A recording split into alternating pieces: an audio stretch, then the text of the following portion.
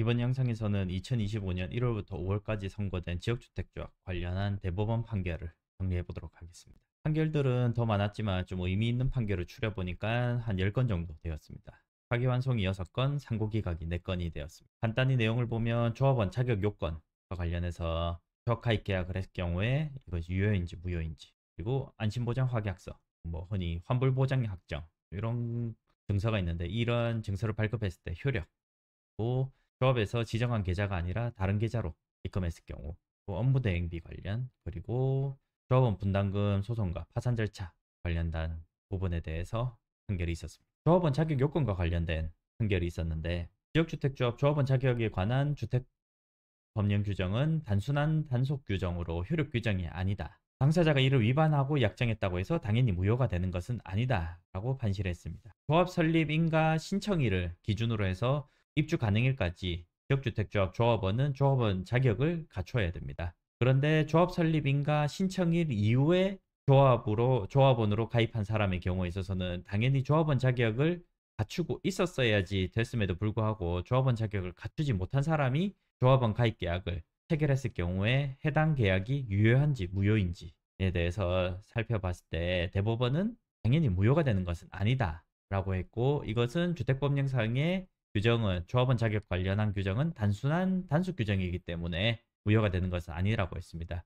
이 판결은 올해 처음 나온 것은 아니고 이미 2011년에 한번 선고가 되었던 판결에서, 주택법령상의 조합원 자격 규정은 단순한 단속 규정이기 때문에 조합원 가입계약, 이를 위반한 조합원 가입계약이라고 하더라도 유효하다라고 판시를 한 바가 있습니다. 해당 사안에서는 2011년에 있었던 사안에서는 단순한 단속 규정이기 때문에 조합원 지위를 그대로 유지할 수 있다라고 판결이 내려졌던 사안입니다. 그에 반해서 이 판결에서는 단순한 단속 규정이긴 하지만 조합원 자격은 상실된다라고 지금 판단이 되고 있는 것입니다. 2020년에 있었던 대법원 판결에 따라서 조합원 자격 상실은 주택법령상이나 조합규약에 따른 조합원 자격 요건을 갖추지 못하면 당연히 상실하는 것으로 된 판결에 따라서, 조합 설립인가 신청 시에 이미 조합원 자격을 갖추지 못한 사람의 조합원 가입 계약은 무효는 아니지만 조합원 자격은 상실된다라고 봐야 하겠습니다.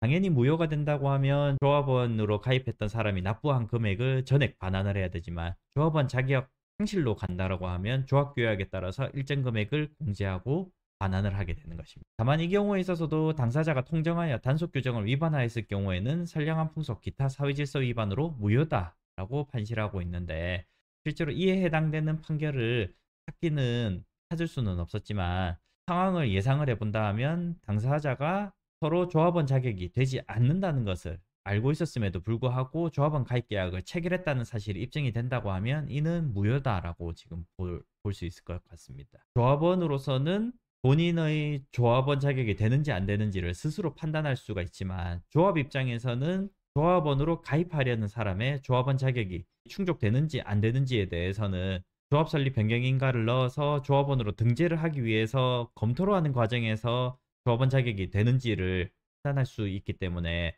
조합원 자격을 스스로 판단할 수 있는 조합원에게 다소간의 책임을 좀 더 부여한 것은 아닌가, 이런 생각이 듭니다. 그래서 조합 설립인가 신청 이후에 조합원으로 가입한 사람의 경우에 조합원 자격이 당시에 갖추지 않았다고 하더라도 조합원 자격 미충족만으로 계약 무효로 주장하기는 쉽지 않을 것으로 보이고, 조합 측에서도 조합원 자격이 없었다는 점을 알고 있었음에도 조합 가입 계약을 체결했다는 점에 있어서 입증을 하는 것이 굉장히 중요하다고 생각이 듭니다. 두 번째로 환불 보장 약정, 안심 보장 약정, 이러한 약정의 효력과 신의 성질의 원칙과 관련된 판결로 개인적으로는 이 판결이 굉장히 유의미하다고 보이고, 여기에서는 간단히 설명을 드리면서 뒤에 조금 더 상세하게 설명을 드리겠습니다. 총의결의 없는 환불 보장 약정은 총유물 처분 행위로 무효다. 그러나 조합원이 후에도 추가 분담금을 납부하였을 경우에는 신의 성질의 원칙에 따라서 무효 주장이 제한될 수 있다라는 점입니다. 그래서 원칙적으로는 환불 보장 약정은 총유물 처분 행위로 무효이기 때문에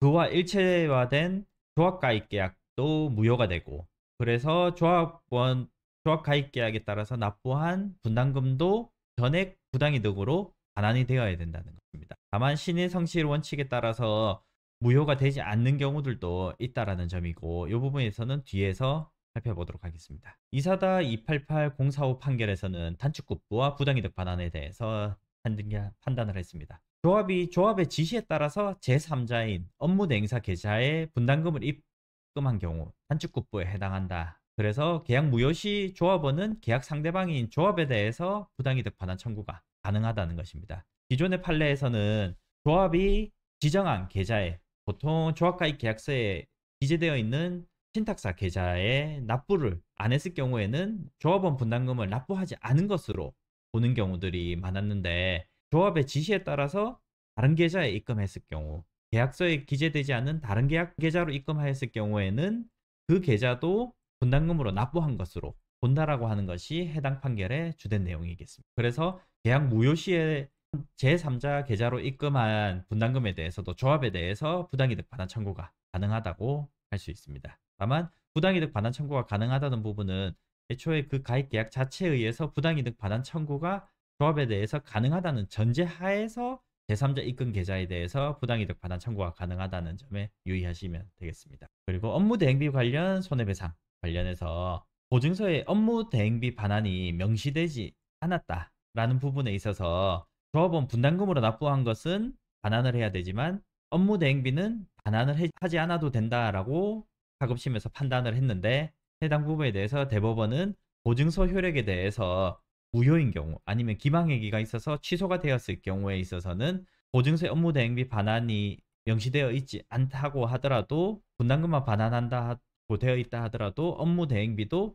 손해배상액이나 아니면 분담금 반환 범위에 포함된다 라고 판단을 한 것이기 때문에 사실상 납부한 금액 전액을 반환 청구할 수 있다라는 판결을 내렸습니다. 그리고 이사다 201239 판결에서는 조합추진위원회가 파산 선고를 받은 경우에 있어서 이의 없이 조합원 분담금이 반환을 해야 된다라고 확정된 부분에 한해서는 소의 이익이 없어서 부적법하다라고 해서 파산 절차에서 배당을 받아야 된다라고 결국에는 판결을 하게 되었습니다. 최근 들어서 조합 사업이 지지부진해서 조합에서 파산 신청을 하는 경우들이 종종 있는데, 이 경우에 있어서는 앞서 본 것과 같이 안심보장확약서 등으로 무효로서 부당이득 반환 청구가 가능하다고 하더라도 파산 채권으로 신고가 되었을 경우에 있어서는 별도의 소송을 통해서 찾을 수는 없고 파산 절차에서 배당을 받을 수밖에 없게 된다라는 점에 있어서 파산 신청을 한 조합에 있어서는 분담금 반환 청구 소송을 하는 것은 분명히 이길 수 있다고 하더라도 분담금 반환 청구 소송을 하는 것은 보류를 하시는 것이 좋다고 생각이 됩니다. 다만 이의가 없이 확정된 부분에 한해서 소위 이익이 없는 것이기 때문에 만약 해당 부분에 대해서 금액이라든지 아니면 반환 자체에 대해서 다투게 된다라고 했을 경우에 있어서는 여전히 소송을 할 만한 시일이 있으므로 그 부분은 상황에 맞춰서 진행을 해야 하겠습니다. 그래서 앞서 제가 봤을 때 이번 판결들에 있어서 가장 의미 있었던 부분은 환불보장 약정과 관련된 부분입니다. 환불보장 약정은 통해 결의 없이 환불보장 약정이 가능한지, 그리고 총유물 처분행위에 해당하는지, 그리고 총회 결의가 없을 경우에도 유효인지 무효인지, 그리고 조합가입 계약과 관련해서 일부 무효, 그리고 가정적 의사, 이런 부분들에 대해서 살펴보겠습니다. 2022년 선고된 2020-288-375 판결에서는 환불보장약정이 조합가입계약과 수반하여 일체로 체결했다라고 보면서 환불보장약정이 무효가 됐다라고 보면 조합가입계약도 무효다라고 기본적으로는 보지만, 다만 당사자들의 가정적인 의사가 안심보장약정서, 환불보장약정서가 없어도 조합가입계약을 체결했다라고 판단이 된다 하면 안심보장약정서는 무효이고 조합가입계약은 유효라고 판단이 될 수 있다라고 해서 원심을 파기해서 환송했던 사안이 있습니다. 이 부분에 있어서는 안심보장약정에 따라서 무효이고 조합가입계약이 일체로서 무효다라는 점이 원칙적으로 나왔고, 이 이후에 환불보장약정과 관련된 소송이 많아졌습니다. 그 이후에 가정적 의사 판단을 통해서 일부 하급심에서는 조합가입계약은 유효하다고 판단된 사례들이 종종 보이는데, 이 경우에 있어서도 아직은 환불보장약정서가 무효일 경우 조합가입계약도 무효다라고 판단된 사례들이 아직은 더 많은 것으로 보입니다. 올해 나온 판결의 경우에 있어서도 총의 결의 없는 환불보장약정은 무효이고 이를 고지하지 않은 것은 부작위에 의한 기망행위에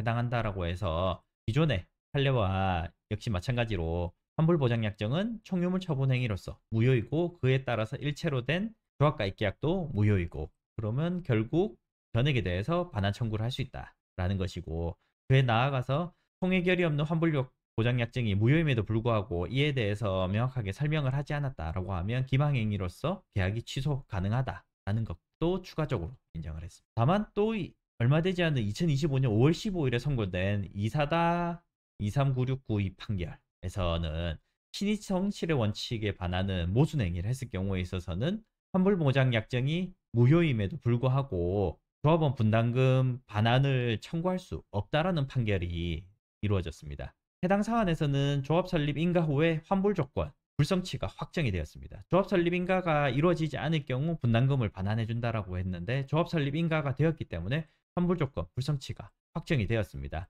다만 해당 환불 약정은 조합 총회 결의를 받지 않아서 무효였습니다. 다만 그 사실을 모르는 상태에서도 계속적으로 분담금을 납부했고 그 이후에도 총회에 계속 참석을 했다. 이러한 부분들을 보았고, 사업계획 승인 직전에서야 이 사건 소송에 이르렀다라는 점에 있어서 대법원은 조합 설립 인가 이후에 환불 조건이 불성취로 확정이 되었음에도 계속 분담금을 납부했고, 사업계획 승인 직전에서야 소송을 걸어서 사업계획 승인 신청을 하게 되면 추가 조합원 모집이 불가능하다는 점에 있어서 조합에도 불이익하다, 이러한 다양한 이유를 들면서 다른 조합원들의 이익을 보호할 필요가 있기 때문에 신의성실에 반하는 모순행위다 라고 해서 상고를 기각하였습니다. 이러한 신의성실의 원칙에 반하는 모순행위 같은 경우도 하급심에서 여러 건 판단이 이루어져서 조합원들의 청구를 기각한 사례들이 많았는데, 그러한 것을 명확하게 확정지은 사례로 이러한 부분에 있어서는 신의성실의 원칙에 반하는 모순행위인지 여부는 결국 하급심에서 주되게 판단될 수밖에 없기 때문에 사실상 2심까지 신의성실의 원칙에 반하는 모순행위다라고 인정이 되어서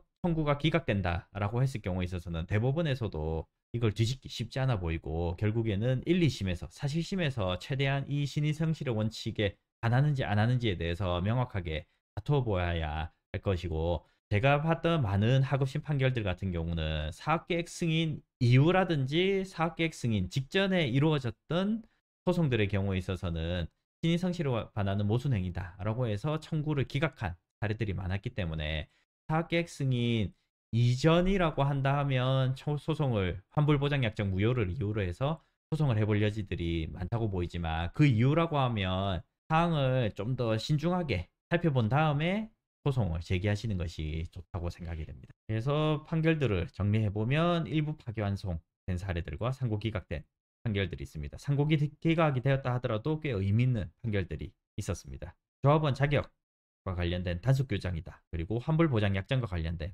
판결이 많이 선고되었고, 이러한 판결들은 현재 하급심에서 많이 이루어지고 있는 소송들의 방향을 꽤 많이 정리를 한 판결들로 생각이 되기 때문에 향후에는 이러한 소송들 자체가 줄어들지 않을까라고 하는 생각이 있습니다. 앞서 나왔던 내용들을 정리해 본다 하면, 조합원 자격 요건에 관해서는 대법령 규정에 따른 조합원 자격은 단순 단속 규정으로 행정에 의한 위반이 아니면 계약 무효 사유가 아니고, 그리고 총회 결의에 없는 환불보장약정은 원칙적으로 무효이나 조합원의 후속 행위에 따라서 신의성실의 원칙에 따른 제약이 가능합니다. 그리고 제3자 계좌로 입금한 경우에도 조합에서 지정을 해서 입금을 해라고 했을 경우에 있어서는 조합에 대해서 부당이득 반환 청구가 가능한 부분이 있습니다. 지역주택조합과 관련해서 매년 새로운 판결들이 나오면서 많은 법리들이 정리가 되고 있지만 아직까지 정리가 안 된 부분들이 꽤 남아 있기는 합니다. 다만 이번에 2025년 상반기에 이루어진 판결들로 주요하게 환불보장 약정이라든지 조합 설립인가 신청이 이후에 조합원 자격이 없었던 사람들이 가입했을 경우에 부당이득으로 반환받을 수 있는지, 이러한 부분은 큰 부분이 정리가 되었기 때문에 향후에 이와 관련해서는 명확하게 정리가 된 부분을 인지하고 소송 여부를 결정하시는 것이 좋을 것 같습니다. 여기까지 설명드렸습니다. 시청해주셔서 감사합니다.